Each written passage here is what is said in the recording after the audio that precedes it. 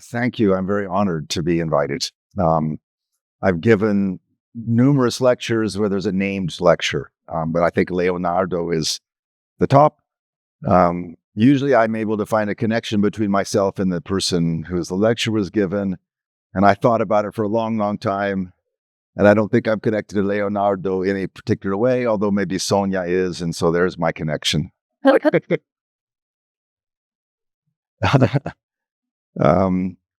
only probably comparison is I once gave in France a lecture that was named after Lagrange. I don't think it was the Lagrange lecture, but it was named after Lagrange.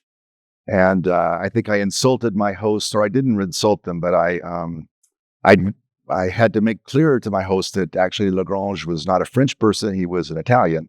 His birth name was Giuseppe Lagrange, as most of you probably know.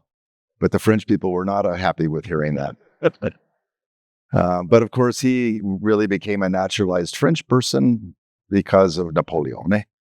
And so anyway, I'm honored to be in this lecture. I'm really honored, even more so than the name of the lecture, by all the friends and colleagues that I've seen here. Very distinguished sets of people.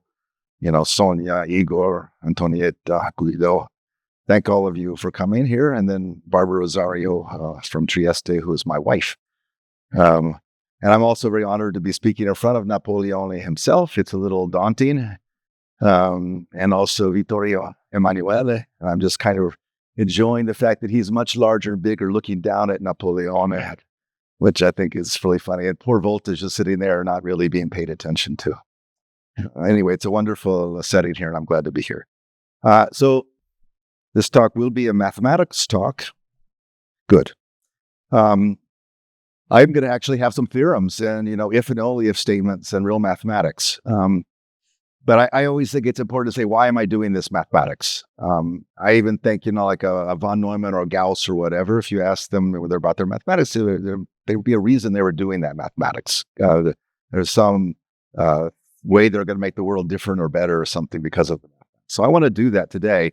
And in fact, I feel obliged to, because AI, machine learning, statistics, whatever you want to call these things, are having such an impact. And people are talking about it a lot, and a lot of the dialogue is completely mistaken. And so, even though it's probably not necessary in this audience to talk about the mistakes and all that, maybe it'll also help you when you formulate your own opinions and you talk to the media and all that. Maybe this will help. I think among us who are scientists, we have to have some kind of an idea of how to talk that language now, even more than ever before. All right, so my title actually changed, and in it I do have the phrase AI, which I would normally not have, but it has a bunch of other words that really are words from economics. And so the top message of my talk is that most of my career I've eventually became, I'm a mathematically inclined person, but it was kind of statistics was my first home, really, control theory and computer science. But I really felt finally, after all the years, what I was really missing was economics. And so adding that to my way of thinking has just really changed how I do research and problems I work on. Okay, and we have a little bit of an error message here, so I can get rid of that. Okay, very good. Okay, so let's first of all talk about this phrase machine learning. I don't want to make definitions here, but as an academic, machine learning is really just statistics, but with kind of some computer science depth to it.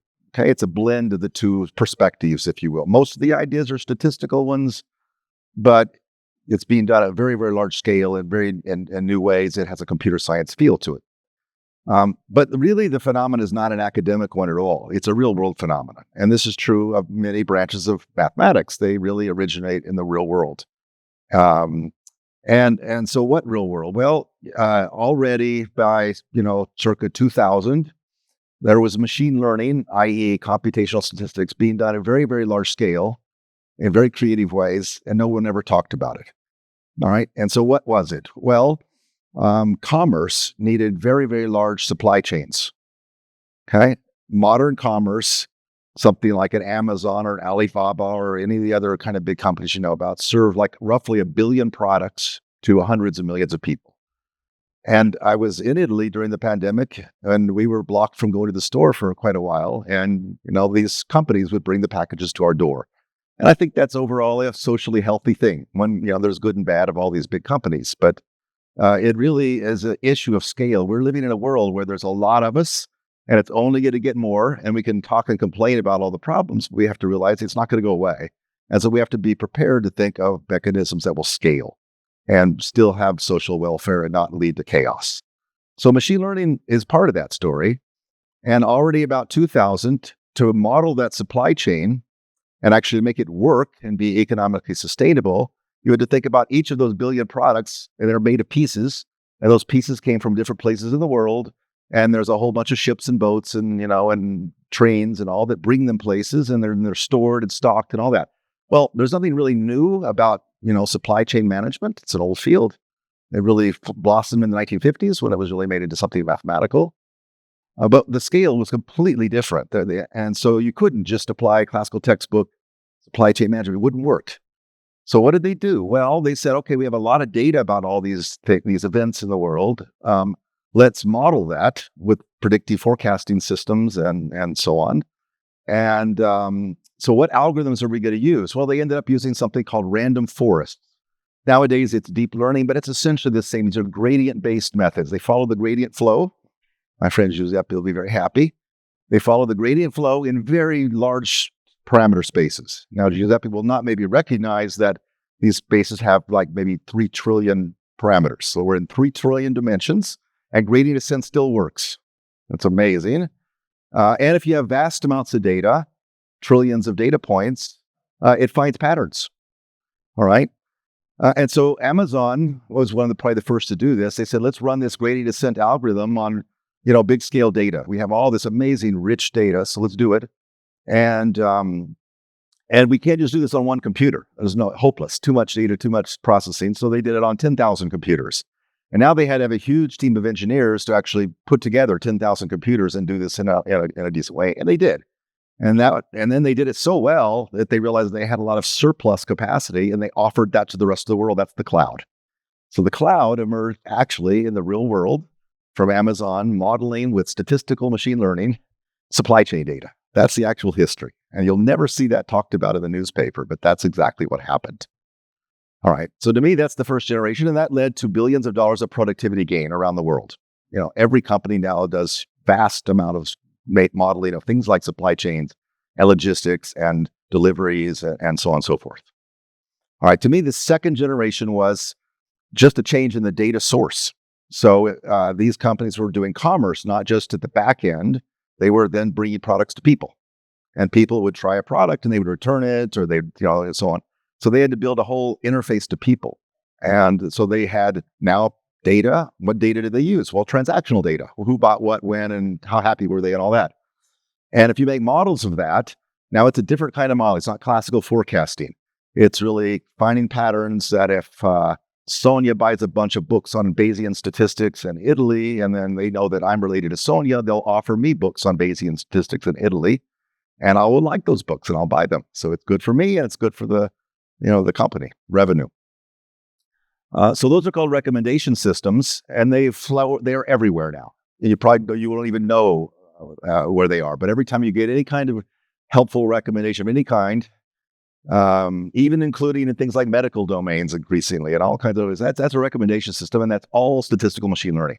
So Amazon did it with random forest, they did it with the cloud, and they did it with these big data sources. And that's circa 2005. Again, it wasn't ever talked about in the newspaper, but it had billions of dollars of effect on our economy. All right. To me, the third wave was when those companies, but now many others were involved, realized they also had lots of data, not just about people's transactions, but about speech and people's visual experience and language. And now we're at the large language models. But interestingly, nothing has really changed. It's gradient-based algorithms on trillions of parameters with huge data sets on the cloud. And there's a few things changed, GPUs, but it's not that different. Now we're talking about it way more because it almost threatens us. It seems like it's doing something human because it's working with language. And it seems so creative that that's really striking, and it is. But I would say that if you go back to the supply chain days, in 2000, and you look at the solutions the algorithms would come up with, they were brand new solutions. They were creative. They were interesting that no one in supply chain had ever seen before. I know because I spent time talking to people there. Okay, so we are already now for 30 years or 40 years really have been seeing the growth of this kind of thing, and we should be prepared for it, and we should know what to talk about, but we don't. And so now we have the large language models, and no one has a clue what's the business model. Is this going to help or hurt people? Where's it going? And we don't have a way to talk about the dialogue. Okay, so that's kind of part of what my talk is going to be about. Now, the third generation is kind of this pattern recognition with human data. So it looks like you're created a human-like entity. And so the phrase AI came back again in that era. Before that, no one, at least in my field, was saying AI at all. And suddenly it came back in. I think it's a PR stunt by Google, frankly. Okay? Now it's being used again because of that. But I think in the meantime, there's something much more interesting happening, which is that this is not the AI dream of putting an artificial human in a computer and making it do things. That's a different dream. This is the dream of large-scale planetary systems like transportation, healthcare, commerce, and all that are so different than anybody ever designed before that may work, may not. And we have a goal as mathematicians and as engineers to think about those systems at this level of the system.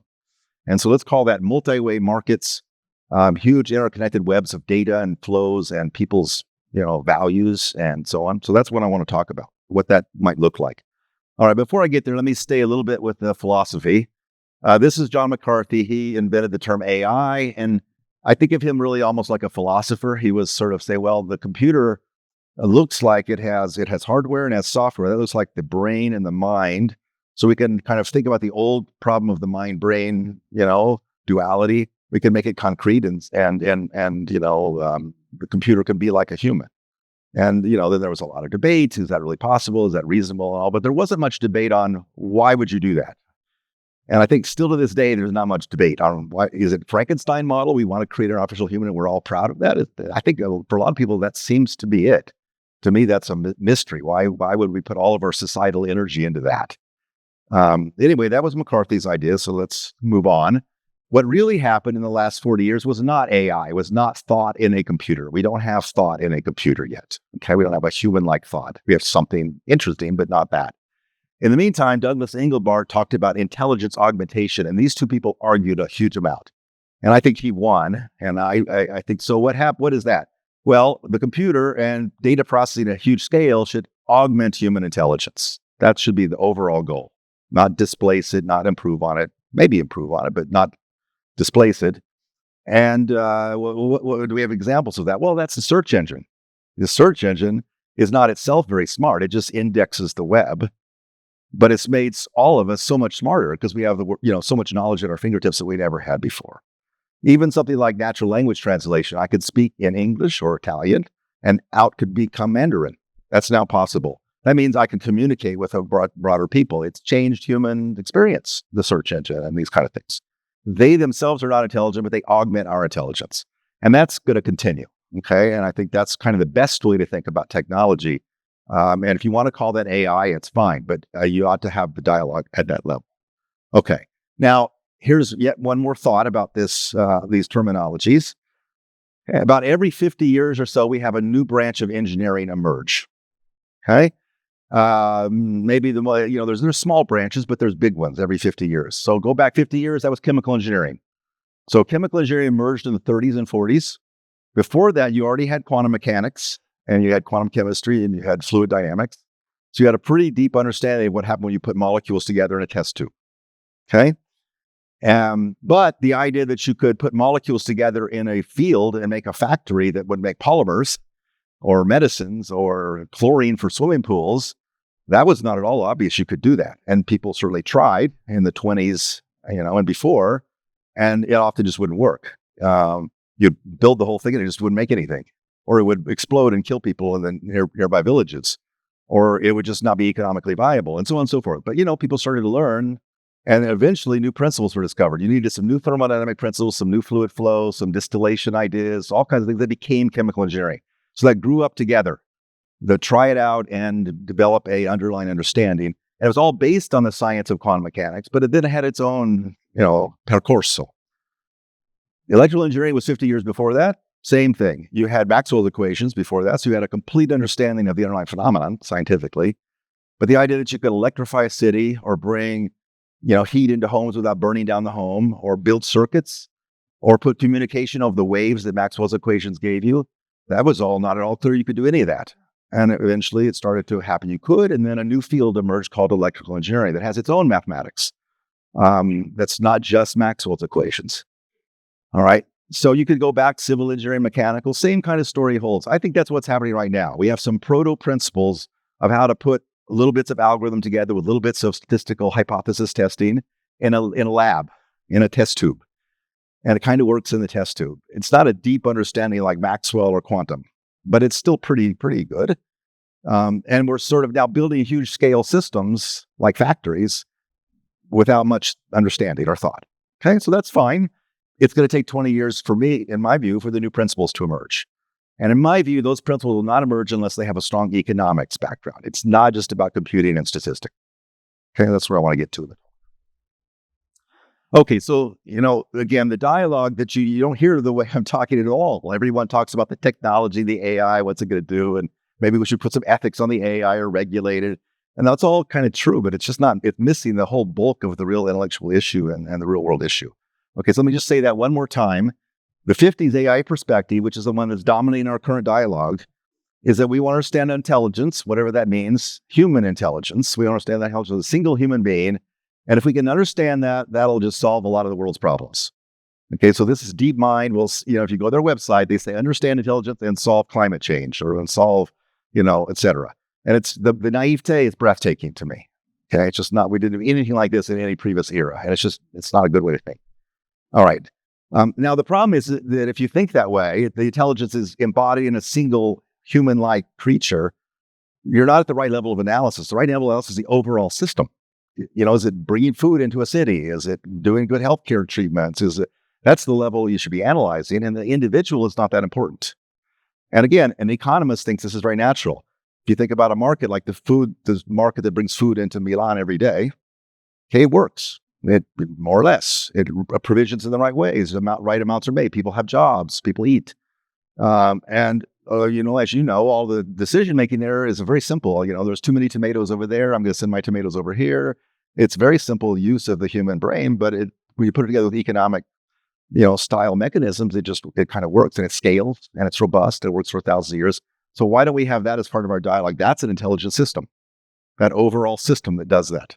And it wasn't designed by anybody, but it's sort of understood partially, and we could kick it around and regulate it and all. Why do we need to bring that in here? So anyway, we arrive finally at my counterpoint to the current dialogue, which is that intelligence is as much about the collective as it is about the individual. And again, as an economist kind of person, it's just obvious. The collective of humans in a market it leads to this entity called the market, which has its own intelligence. It can adapt, adjust, and so on. And also, we used to think about like ants. Ants can build piles, they can bring food around, and no individual ant has any idea what they're doing. But I just don't think we have enough examples of this. There's probably going to be many more as we start to think about new democratic mechanisms, new ways for people to interact, bringing data and computers into the mix. And people are starting to talk about this in the social sciences. You'll see people talking about new forms of democracy, new voting mechanisms, new ways to get consensus. And these are good examples, I think, of how collective can be organized in new ways. And again, I don't think we think enough about this. All right, so if you go to machine learning people or statistics people, you say, well, don't you think about the collective mechanisms at all? And they'll point to things like this. This is called federated learning. It's learning where you have decentralized data sources. Okay, so there's a server which is building a global model. So think of that as like Google trying to build a speech recognition system, which is this big neural network thing. And it needs lots of data to build to do it. So where do you get speech data from? Well, Google had some in-house, but very little. They had to get it off all of our cell phones. Okay, so that's us out here at the edge, all the cell phones. All right, and they just kind of took the data without asking anybody at some point. But then people start to get mad about that. And they say, at least guaranteeing our privacy and so on. So Google says, okay, there's a research program here, which is take lots of data, guarantee privacy, and build the model centrally, even though it's a lossy channel, and still you get a good model. So that's a good technical problem. As a statistician, a computer scientist, I can make math out of that and write papers. All right, but it's missing the whole point, which is the providers of the data are economic agents, and they can't just be included here willy-nilly. Okay, you need to think about this as what is the actual economic model here? Is it helping social welfare? The Google argument was, well, of course it helps social welfare because if we build a good speech recognition device, that'll profit everybody. That's just kind of bad economics, right? That we're going to do something where we make a lot of money and that's therefore good for everybody. Okay. Yes, it might be good, but quantify that about the loss that people are experiencing from their data being taken, for not having certain jobs, for privacy violations, and so on. So quantify all that. Okay, so here's a better way to think about it. That nodes this is a node. This is the edge device. And, for us who are a little bit older, this was not that important part of our life. And the data is just, where I was today, what things I bought. I don't really care if you take it. But increasingly, young people especially are on their phones all the time, and they're creating their lives there. They're creating songs. They're creating their little novels. Their little sketches. They're interacting with each other in creative ways. And everything is there. And so for just some big company to come take all of that, it's like our culture patrimoine, and then sell it in some sense, that's just wrong. It's just bad economics. All right? So we've got to start to think about this as intellectual people. We've got to be able to reveal benefits when data flows. It's not just bits. It's when there's a flow of data, there's probably a value to it. There's probably money to be, it should be quantified economically, and then money should be distributed, and we should think about the economics of it. So we need mechanisms to do this. Mechanisms is an economics word. We need mechanisms that are doing learning. In economics, mostly the mechanisms don't do any learning. Okay. Now, if you're an economist, you might reject, there's some learning in economics, but amazingly little. Okay. And learning doesn't have really any mechanisms. It doesn't do much economics. So I'm going to show one slide. Well, I'll do that in a moment. All right. So I do spend time in the real world thinking about where technology is going and how we can help make it better. And this is my favorite example. This is Steve Stout, who's a friend of mine. He's a legendary hip hop producer in the United States. And I am the scientific advisor for the company called United Masters, where he's the CEO. This company has been up and running for 5 years now, and it is a three-way market. It signs young musicians on. Young musicians nowadays are people between 16 and 25 typically. They're writing most of the music that people in the world are listening to right now. If you look at the data, 95% of the songs being listened to in Europe today were by people who are between 16 and 25 years old, and they're songs you never heard of, and they were written in the last 6 months. So it's not that we're all listening to Beatle or Beyonce or Pino Daniele. So who are these people? Well, they're just people who like to work on their laptop, and they're good at it, and they make songs and they show them to their friends, and everybody, the young people listen to them. It sounds like a working economy. It sounds like a fantastic market, but it's not, because there's no money. None. All right. And so people, by the time they're 20, can't do that as a living, and they have to move on and do other things. So there's a missing opportunity here. All right. So this company helps to fix that, at least in one particular way. It has 3 million musicians on the platform right now in the United States, 3 million. And they're connected to listeners, and they're able to make offers to listeners, like I'll come play your daughter's wedding or whatever. And they're also connected to brands. So for example, Steve went to the National Basketball Association. At the NBA website, if you watch a clip, also to FIFA. FIFA is now signed on. If you go to the FIFA website and there's a clip, there might be some music behind that. And that used to be the record company would supply that, and they would get all the money. Now, if you watch a clip and there's music, some 16-year-old is getting paid. And moreover, FIFA or the NBA or all these, there's now many, hundreds of brands, they will observe that musician is liked by that demographic.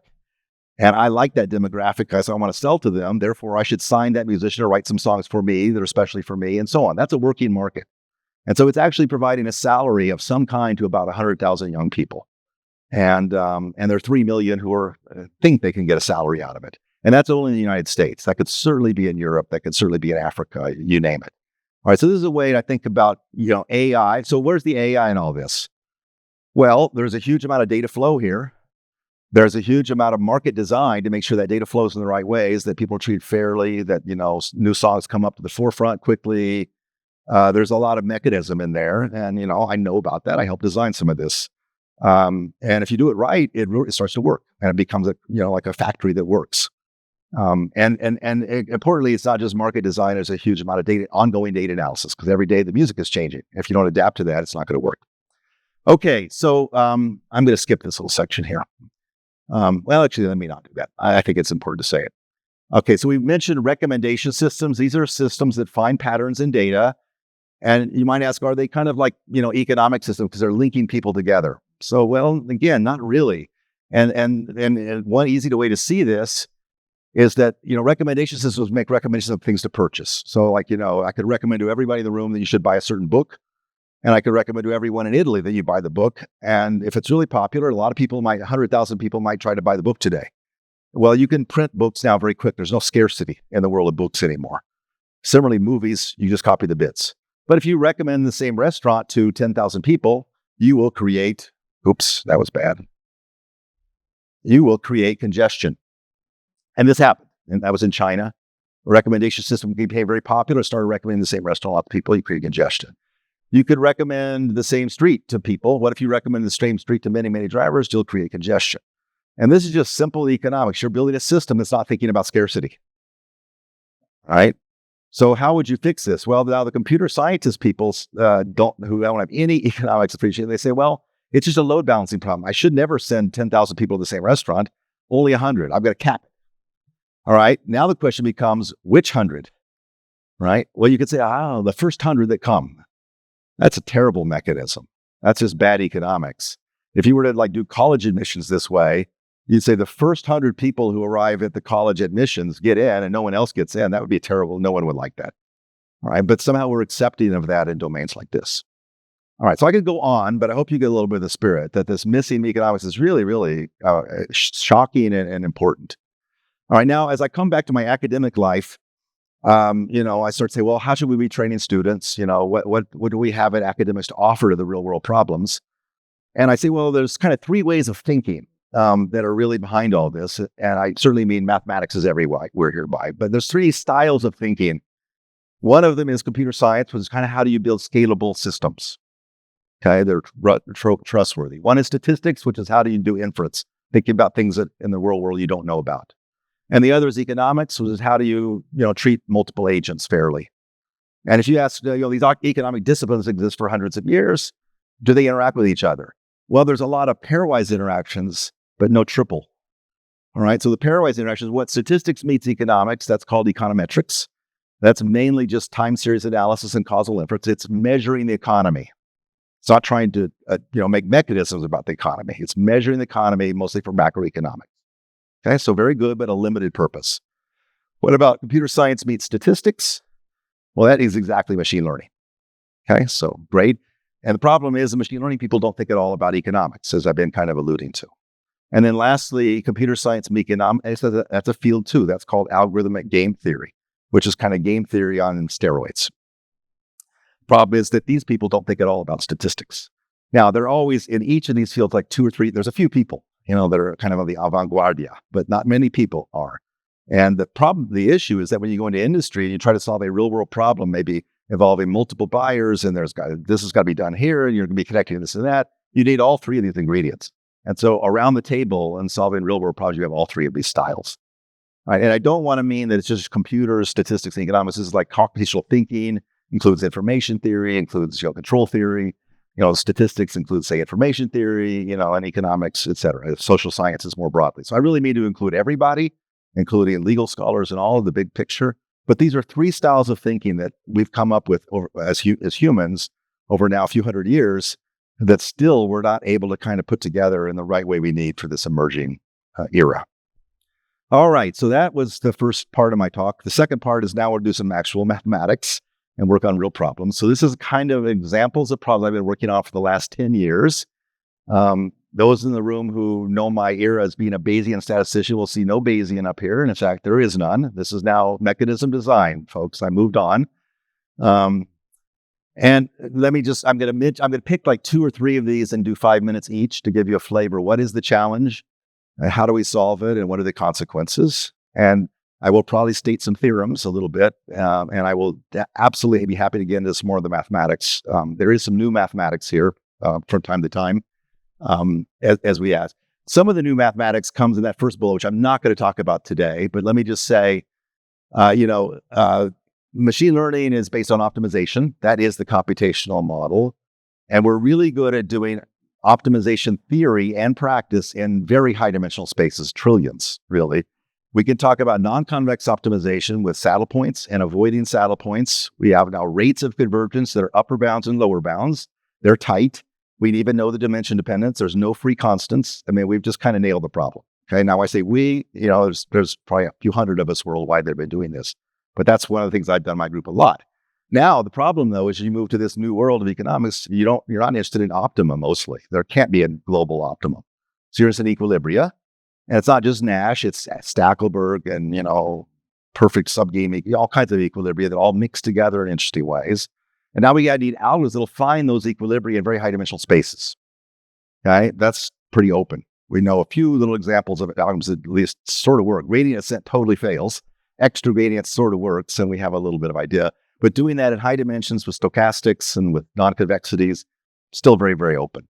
And then the problem really is that in the real world, it's never you're trying to find a static equilibrium. Everything is always evolving. You need to have dynamics that evolves along with these equilibria. So totally lots of interesting open problems.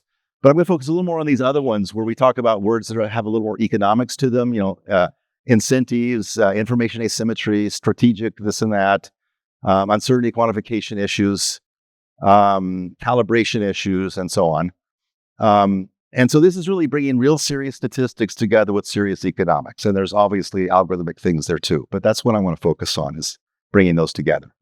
Okay, so let me start with with a project that's very recent, just this summer. We've been working on it. This is with Stephen, Michael, and Jake. They were all with me at Berkeley. Stephen's now a professor at MIT. Michael's at Stanford, and Jake's at Chicago. So contract theory is a part of economics. It's pretty important, and probably most of you don't know about it, I would suspect, unless you're an economist. But even the economists, I think, view it as kind of an old topic. So contract theory. So first of all, this title, The Theory of Incentives, comes from a book by Lafont and Marty-Moore. It was written in the 70s. Lafont sadly died soon after that. It's a beautiful book. It's got real thinking in there about how to design working economic systems where there's information asymmetries, where someone knows something that someone else doesn't know, and they got to work together. And they're not going to just reveal the data and just pool it all. Okay? So how do you think about those asymmetries? Some of them, again, there's economists room. I don't want to get anyone mad because I oversimplify, but one of the main areas of mathematics underlying economics is game theory. It's where you bring the strategic side into it. It's also, equilibrium of various kinds, but game theory. And as a descriptive, science, economics describes the world with game theory. You say, here's a game, and when that game gets played, here's the kind of behavior that happens. And we see that behavior in the real world, therefore it was a good model, just like a physicist would do. But an engineering mindset will say, no, I want to solve the inverse problem. I want to say, here's a desired behavior in the world. What game do I design such that when the players play that behavior is realized? That's called mechanism design in economics. It's the inverse problem. And you can have an inverse of Nash equilibria. So Nash equilibria arise in game theory when you have multiple symmetric players. They all, like an auction, we all come in, we all want to buy the thing, we're symmetric. And then you have a mechanism that leads to some outcome that all of us agree is a good outcome. And the mechanism design of a Nash equilibrium, that's called auction theory. That's what auctions are. All right. Another kind of game, the one that we're most interested in nowadays, are the sequential games, where there's a leader and a follower, and then maybe that repeats. And the leader knows the follower is going to follow them, so the leader gets to choose first, but then they know what the follower is likely to do, and so they think strategically. And the inverse problem of the equilibrium concept is a Stackelberg equilibrium, or various families of those. And the inverse version of that is called contract theory. All right, so what is contract theory? You all know what it is in your gut. It's where we have information asymmetries, and we're trying to get good social welfare, even though there's asymmetry. So the airlines is the best known example of this. In the 1980s, the national airlines were all going bankrupt, and they were about ready to die. We were about ready to not have airplanes. So very low-cost airlines came on at that point to compete with the national airlines, and they did. The national airlines went even more bankrupt, and these low-cost things started up, but they were not economically viable, so that was the whole thing was going to die. And at American Airlines, famously, they hired an economist who was a contract theory person, and this person invented the idea of business class and economy class. Okay, so The idea is the airplane is a finite resource, and we'd like to put people in it who want to pay, and so we can make this viable. And there's some people who are willing to pay a lot to go from Milan to Rome tomorrow. It's really important to them. They're a big shot or whatever, or they just have a lot of money. And so the airline would like to set a high price for them and get a lot of money so that they can be viable. But then they don't want to only have those people because the rest of the airplane will be empty, and that's a waste. So they want to have some lower prices too, right? And so the first thought was, well, I'm just going to do price discrimination. Okay, I'm going to say, if you dress a certain way, like that, I'm going to charge you 1,000 euros to go down there because this guy is happy to pay. He's a Bocconi professor. And whereas I have Sonia there who doesn't have a suit and tie, maybe she's willing to pay 500. Now, anyway, I can go through examples of, there's no students in the room, I think, but usually there's a student in the room wearing shorts and a t-shirt, and I'd say, that person, I'm going to charge them 100 euros. All right. Now, first of all, that would be illegal. Secondly, it wouldn't work because Giuseppe's a smart person. He would see what's happening, and tomorrow he would come wearing shorts and a t-shirt. All right. So the answer, you all know what it is that you don't do that. What you do is you provide a menu of options. There's a service and there's a price. There's a service and a price. And you offer that same menu to everybody. No discrimination. Then they self-select. All right, so now I get it for if there are already students in the room, and maybe there aren't many, but if you are, you may not know about this idea called business class. Business class is where you pay ridiculous amounts of money, like 1,000 euros, and you get a little glass of red wine, and you get a slightly bigger seat, and you get to be first in line. And you feel really good about yourself. You're very proud. All right? And so you sit down, and you're all happy, and then the other people get on the airline, they only pay 100 euros, and they feel happy because as they walk past the big guys, they say, I'm on the same airplane you are for much, much less. I'm happy too. Anyway, that's called social welfare. Everybody picks something that they're happy with, and the plane is full. That's called revenue. And so you can now prove, you can do mathematics on this, and there were Nobel Prizes given for that mathematics. Okay, it's not trivial to work out all the crossing curves. It's not general equilibrium theory. It's something different. There's information asymmetry here. What's the asymmetry? The airline doesn't know how much you're willing to pay. You're not willing to tell the airline, I'm willing to pay something because they'll charge you more than you want to pay. That's the asymmetry. It's fundamental. And contract theory allows you to build mechanisms that manage that allow people to self-select and still get more income than you would get otherwise. All right, now what's wrong? So this worked. American Airlines then started to compete. Everybody's cars compete, and we had the airline industry return. It's an amazing story. Now, a lot of us like to complain about this whole airline industry and all these stupid classes, all that. Yes, I like to complain too. But the fact is, if you didn't have all that, we wouldn't have the airlines. We wouldn't have the ability to fly around the world. Okay, so that's life in this world. Okay, so are there now? So what's wrong with this picture? Well, the economist again didn't think about data analysis, not very much. So some economists sat down and think, okay, I'm going to think of this thing in business class, red wine, big seat, and all that, and then I'm going to price it a certain level. And it's all extremely ad hoc. And it doesn't adapt well over time. And so it's not like a living, breathing entity. Okay, so we're going to now be statisticians. We're going to say, well, there's data being observed all the time. People are making choices and all that. Why don't I adapt things on the fly with data analysis? All right? So we're going to do that. So we're going to do that. And here's a domain where this really comes home. So let's forget about airlines. So in clinical trials in the United States, you probably know there's the FDA. Their job is to be a statistician. They're supposed to decide which drugs go to market. And they do a test on the drug. It's a hypothesis test. Is it a good drug or not? If it's a good drug, it goes to market, otherwise not. And they run Neyman Pearson hypothesis test all the time on drugs, and they do false discovery rate control and so on. It's a huge cost to run these clinical trials. So, tens of millions of dollars for every therapeutic area, okay? But, it's essential. The vaccines came out because this process was really, really good. But is it really that good? Well, not so good in a sense, because there's a misalignment of incentives. The FDA's incentives and job really is to be a statistician, but they only have partial knowledge of these hypotheses they're testing. And it's not just they don't have enough data, it's they literally have partial knowledge. The drug company is the one who's providing the candidate hypotheses. They send in a putative drug. It's some new protein that they designed in some way that people take, maybe their headache goes away faster. And they know a little bit internally about how good this is likely to be. They did some internal testing and they know what the protein, they know some about the protein, they know some stuff, right? But they're not going to just tell the FDA, because they want to get good licensing terms, and they don't want to. They have competition and all. They have private. This is all private to them. Okay, so there's an information asymmetry. All right, so the FDA has got to operate because with the agents, they can't just do it all themselves.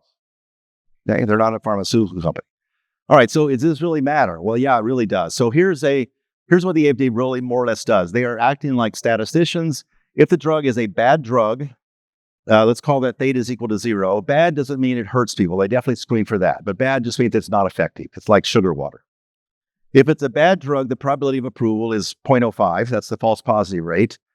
If it's a good drug, they would approve it with probability 0.8. So that's the power. And the numbers are a little more stringent than this, but that's roughly the idea. So is this a good protocol for a type 1, type 2 error control? Yeah, it's optimal. It's the Neyman Pearson test. All right. But is it actually good in the real world? And the answer is no. So look at case 1 where there's a small profit made. It cost you $20 million to run a trial. That's typical, the numbers I showed you. And suppose if you're approved, you would make $200 million in a year. That would be a very small niche drug of some kind. All right. Now, the CEO can do a calculation. If it turns out counterfactually, theta is equal to 0, I don't know. I'm the CEO. But I can imagine in a world where it's 0, what's my profit going to be in that world? And it will be minus 10 million if you just plug in these numbers. All right. So the CEO will say to the people in the company, do not send any candidates to the FDA unless you're quite sure they're good. Now, quite sure, of course, they don't really know, just means they use a little of their knowledge. And so the FDA in that case would be very happy because mostly they're getting good candidates and now they do type 1, type 2 error control and everything works.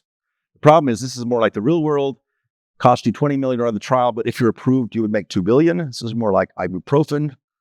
All right, and here the CEO can do the same calculation. She says that theta is equal to 0. The expected profit is going to be 80 million with these numbers. Tell all of my engineers to send as many candidates into the FDA as possible. Right? Why? Well, even if the drug is not working, there's a chance of 0.05 of getting it through the process, and now it goes on the market, and I make a vast amount of money for a couple of years until someone realizes it's not really helping and they get a better drug to the market. This is what our real world is like. All right. And so this is just a misaligned incentives problem with no statistics being used. And so you can now fix that. And so we have a new theory called statistical contract theory. I don't want to get into details here, but I'm going to show you a theorem in a minute. Finally. So what this looks like is there's a protocol. And so this is like statistics with protocols. It's a little different. If you're an agent, you're like a pharmaceutical company, you're presented with this little protocol. You can opt out and just walk away. That's fine. But if you opt in, you first of all pay a reservation price R. Then you choose a payout function from a menu. What is a payout function? It's going to be like the licensing terms of the drug. How long, how much, where, blah, blah, blah. And we're going to design this set of payout functions. It's like the business class economy class. We designed that, but we're going to do it with data. Then data actually is collected from the real world. Oh, you run a clinical trial. That gives you a random variable z, which comes from p of theta. That's the true theta out in nature, because that's what nature knows. Nature gives you data from the real world, real people.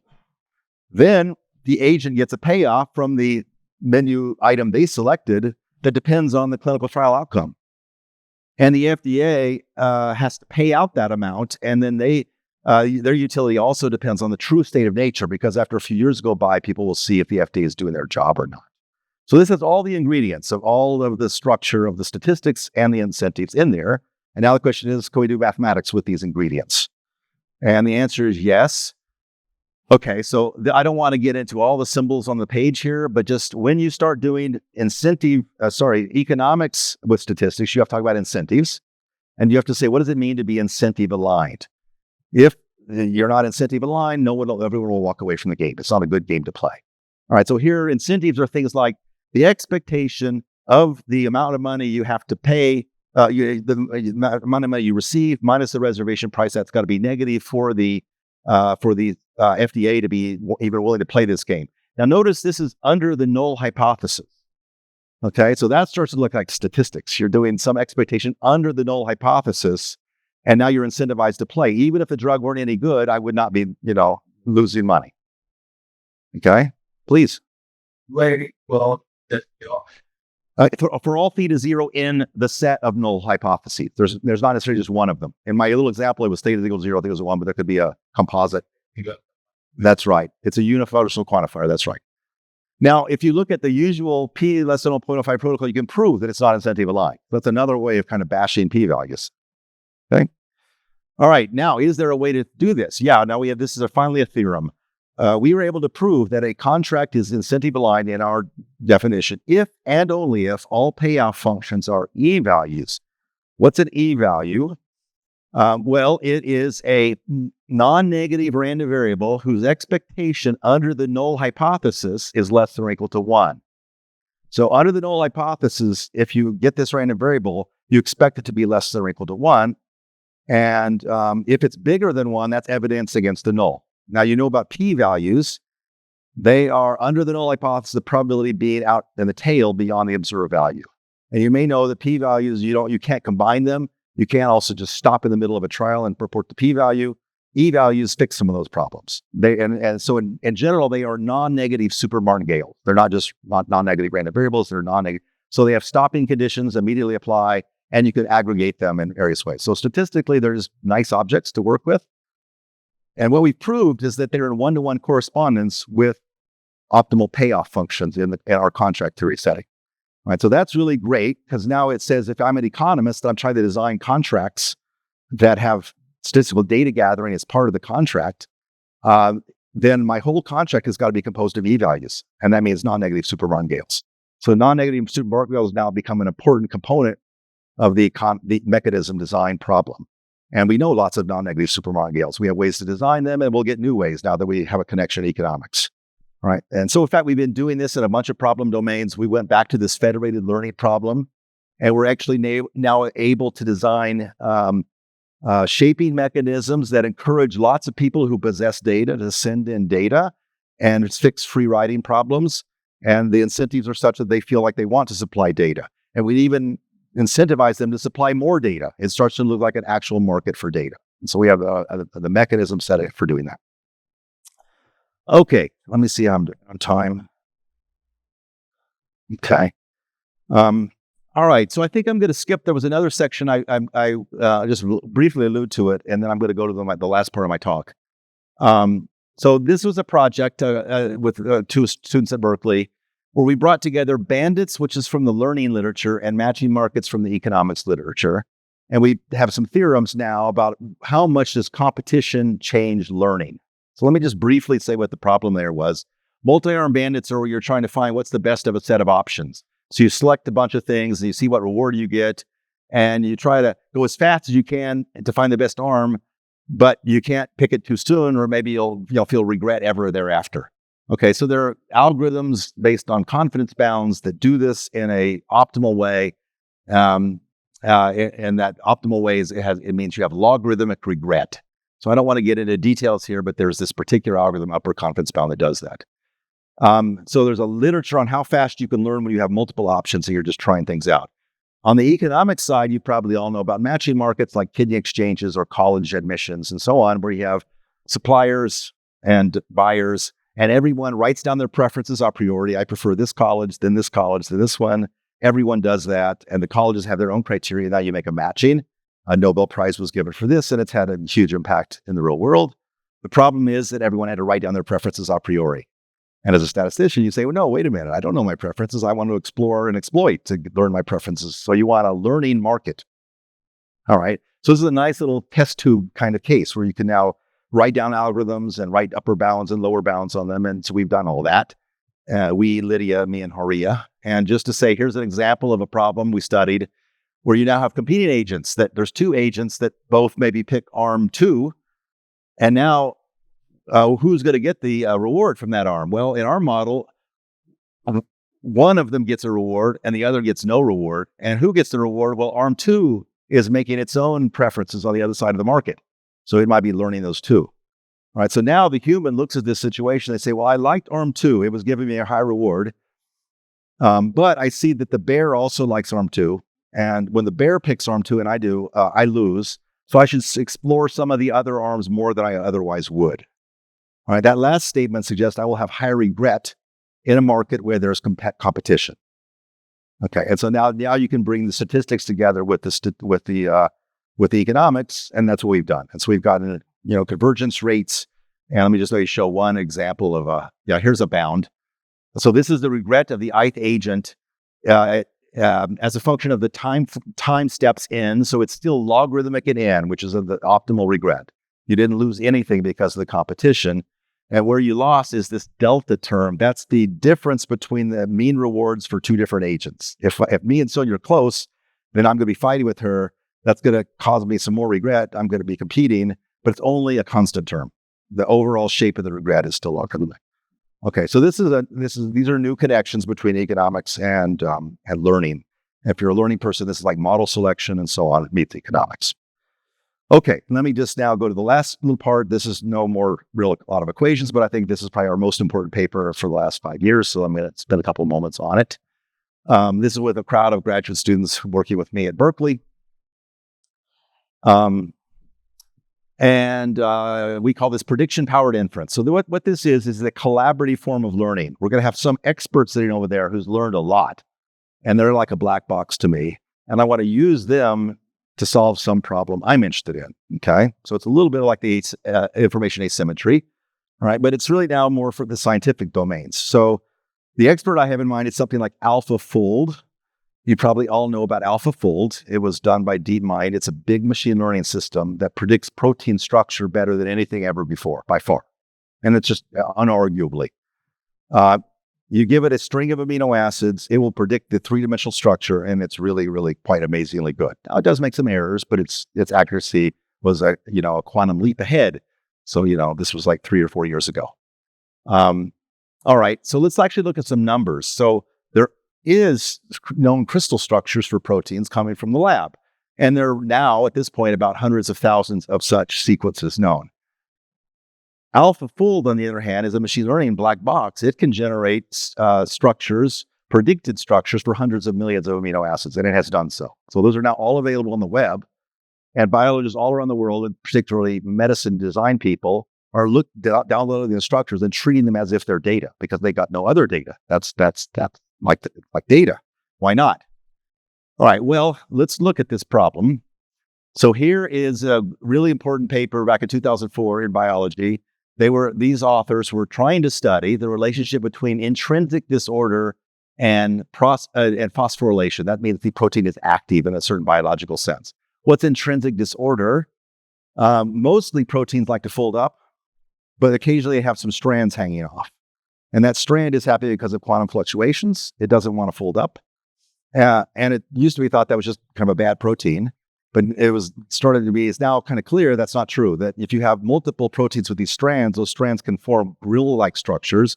You can put those in membranes, and they can let molecules in and out of the cell. So that's really important for biology, it's turning out. These people sensed that, I think, in 2004. They were trying to test it. So they got all the data they had at that time, 10,000 structures in the protein data bank, and they did a hypothesis test. They did an odds ratio. The probability of intrinsic disorder given phosphorylation, the probability of intrinsic disorder given not phosphorylation. Take the ratio. If that ratio is 1, there's no association. If that ratio is bigger than 1, there is an association. It's just elementary statistics. The problem is they don't have a lot of data. So when they form this odds ratio, they have to get a confidence interval on it, and they did. And unfortunately, that confidence interval included 1, so they couldn't make a conclusion. All right, so this happened a lot in that era in biology, and that's why people were getting these bigger data banks. Suddenly, AlphaFold comes along and supplies a data bank of size 200 million, but it's not real data. All right, is that good or bad? Well, these people said, well, let's try it out. So they wrote a paper in 2022, different authors. They did the same exact statistic, that's the odds ratio I mentioned, and they quantified the association, and they showed it was absolutely quite strongly bigger than 1. No question. All right. Okay, so do you believe that? All right. Well, I don't know if you do or not, but you might be a little bit worried because this is happening now all the time. These are papers that we just got a particular week, in 2022. These are science and nature and economics papers, on electricity access, imagery, gene regulatory DNA. And so, and in all these cases, the output of machine learning systems was being used as real data. Okay. Now, why would you do that? Well, these systems are now so accurate that they're just as good as the data, aren't they? Well, they're not quite. So here's an example for AlphaFold. That's the prediction from AlphaFold for a certain protein. And here's the actual protein. So you can see it's actually messing up on the intrinsic disorder region. Probably because it doesn't have a lot of examples of intrinsic disorder in its database, probably. But no one knew this. Okay, it was overall extremely accurate, but their price in places not so good. What if those places are ones that I'm interested in? I'm interested in intrinsic disorder. Okay, all right. So here's what happens when you actually do the data analysis. So this, I'm nearing the end. If you can stay with me just a little bit more. This is an important slide. So what this shows on the x-axis is this odds ratio. So if the odds ratio is 1, there's no effect. If it's bigger than 1, there's an effect. Okay, the little gold thing is the confidence interval coming from the AlphaFold system. Okay, and it's really thin because you have 200 million data points. And if you know any statistics, you know you divide by 1 of the square root of number of data points. So it's really a tiny confidence region. Now, we redid the entire experiment by taking all of the AlphaFold output, and we took half of it, and we used that to get a Monte Carlo ground truth. And then we redid the whole experiment on the other half. So we now have an idea of what ground truth is, and that's the dashed line. So the ground truth is kind of roughly around 2 here. So it suggests there really is an effect. All right. And that little gold region there is supposed to be a confidence interval. It's supposed to cover the truth. That's what a statistical confidence interval does. It's not at all covering the truth. Now, does that matter? Well, no, because you said, I'm going to reject the null hypothesis. I'm going to say there's an association. And there is. So you made the right decision. All right. But as a statistician, that's a little, that worries me. All right. So if you're a statistician, you might say, well, forget this AlphaFold stuff. Let's just go back to what data we really have. And so now we have not 10,000, we have 100,000 in the protein data bank. So if I build a confidence interval using all that data, I get the gray region. All right. So it used to be way bigger. Now it's come down a bit, but it still covers 1. We still can't actually make a conclusion even 20 years later. So science needs to slow down. All right. So you might think about this problem for a little while and sort of say, there's got to be a way to put these two things together. We can use the strength of AlphaFold, but it's biased. Can't we kind of handle that? Can we correct for that in some way? And so that we have figured out how to do that. We call that prediction powered inference, and that's the green region here. We are now able to produce confidence intervals from this biased source, that's biased in unknown ways, that provably cover the truth and generally are smaller, much smaller than the classical statistical interval. Right? So I'm going to show you a couple more examples, and I'm going to show you very quickly how we do this, and I'll finish at that point. All right, so just a little bit of setup here. This looks like what's called semi-supervised learning in machine learning, but it's not quite that. You assume you have a very small set of labeled data, the gold standard from the laboratory. You have the amino acid sequence X, you have the structure Y, and you have predictions from AlphaFold. So you have all 3 pieces there. Then you have a much larger set of unlabeled data where you have the amino acid sequence X prime, you have the prediction F of X prime, but you don't have the gold standard. Okay? So that's the AlphaFold side. And what we'd like to do is put all that stuff together and deliver a confidence interval, C alpha PP, that covers the actual truth with an asserted probability. So can we do that? All right, so first of all, before I show you how we do it, it's only a 1-page explanation. Let me show you some other examples. This is a biology experiment where you're doing gene expression. You throw a little bit of promoter region into a cell and you ask, does the protein get expressed or not? A machine learning system can predict that for huge numbers of little sequences, and it does. And now you can build a confidence interval with that, and you get this. Again, it doesn't cover the truth, but it's pretty close. And therefore, the new region, the green region, is quite small relative to the classical statistical confidence. So it's kind of nice, if it's not such a bad model, we can correct it. Here's another example. This is the California census. You're doing a confidence interval on some logistic regression coefficient of predicting whether a person has private health insurance. And now you can see the confidence interval right there is completely far off the truth. And moreover, it's extremely narrow. So you're very, very sure of yourself, and you're very, very wrong. And we saw this happening not only here, but in many situations. Now, if you take the classical statistical confidence, it's not too bad. Ours is a little bit better. Why is it not much better? Well, because the predictor is so terrible. But we're at least being honest that we shrink a little bit and give you an honest confidence interval. Okay, let's see. Okay, so so we've done this on satellites and galaxies and all sorts of other things, plankton counting in the ocean and so on.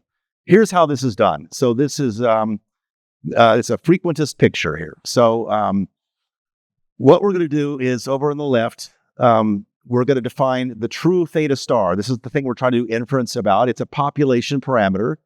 If the supreme being would know, if you looked at all possible proteins, what is that odds ratio?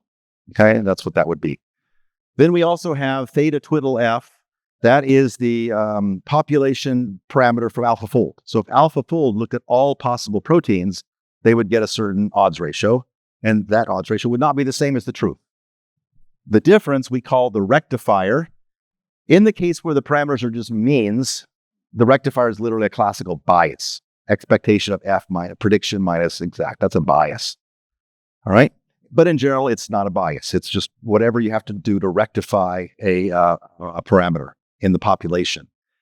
Now, if that's the population, now as a statistician, you say, well, okay, I don't have those parameters, but I can do statistics. I can gather some data that's relevant to those, and I can start to put confidence intervals. I can put a confidence interval on the mean, theta star. Maybe it'll be biased, maybe it's not. I can put a confidence interval on the AlphaFold output. That's pretty easy because I have a lot of control there. But more importantly, I could put a confidence interval on the rectifier. It's just another population parameter. It happens to be a difference, but it's just an unknown parameter. And so that's what we do. We put a confidence interval on the rectifier. And in general, that object is, again, not just a difference, so we have to do some mathematics there. All right, now, the second step is that now that you've done that, that's the confidence interval R there on the rectifier. Now you take the observed sample AlphaFold output, and you apply all possible rectifications to it that are in your confidence interval. These are all the plausible rectifications of the AlphaFold output. All right? You do all that, and you push all those forward, and you get this green region, which is all the corrected possible AlphaFold outputs. All right? And now you study that object mathematically, and you prove that that covers the actual truth with the asserted probability. All right, so if you wanted to see that a little bit more, this is my last slide, by the way, I'm going to finish now. If you wanted to see that mathematically, this is doing it for the case of what's called an M estimator in statistics. It's a parameter defined as the minimization of an expectation of a loss function. As you may know, the sufficient statistic here is the gradient of the loss function. So now everything is done in terms of gradients, this G function. All right, and now we're trying to cover theta star. And now you just do, well, the expected value of this score function has got to be 0 by the definition of an M estimator. And so we'll take that and we'll minus and plus, the usual mathematical trick. And then that difference becomes the rectifier. We get a point estimate of the thing in yellow. We get a set-based estimate of the thing in green. And then we take a point minus a set. That gives us a set. And that is the confidence interval. So it's really actually somewhat elementary. We're used to in statistics taking a biased estimator, estimating the bias, and correcting for the bias. That's not what we're doing here. We're getting an estimate of the bias of a rectifier, and then we're using that to build a new confidence interval based on that. Okay, so that's the twist here. All right, so that is our simple idea, but I think a very powerful one. I would just want every scientist using neural nets and all these other systems just to be using this. Just why not? It can only help you. Okay, so I'm done. I think my last slide is threw that slide up there again to trigger further conversation. I do, again, want to return to that for a moment. Just, our era is full of opportunities, but also lots of perils. And, it is really alarming to me to see our field talked about in ways out in the outside world by people in government, by people in newspapers, by everybody in such a mistaken way. And I think part of our goal should be to actually make contact with those problems and with those people and start to develop a better understanding of what's happening right now. So, thank you.